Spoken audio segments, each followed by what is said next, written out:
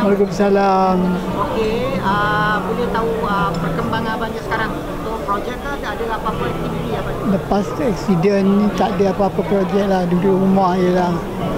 Sebab jalan pun tak berkuat sangat. Ini pun sebab nak temu kawan-kawan lama-lama, majlis saya pergi. Itu pun anak saya yang bawa. Kalau saya tetap boleh drive sekarang, bahaya. Dah hampir setahun lebih saya mengidap macam ni. Terima kasihlah pihak seniman, Finas yang datang ke rumah memberi sumbangan dan bagi nasihat. Hampir 15 orang ahli staf-staf seniman dengan staf-staf.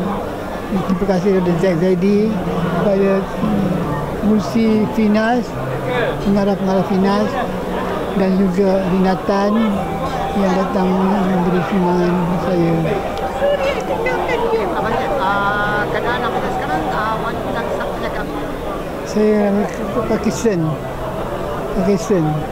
So memang pergerakan semua ada orang bagi nak? Ada bagi.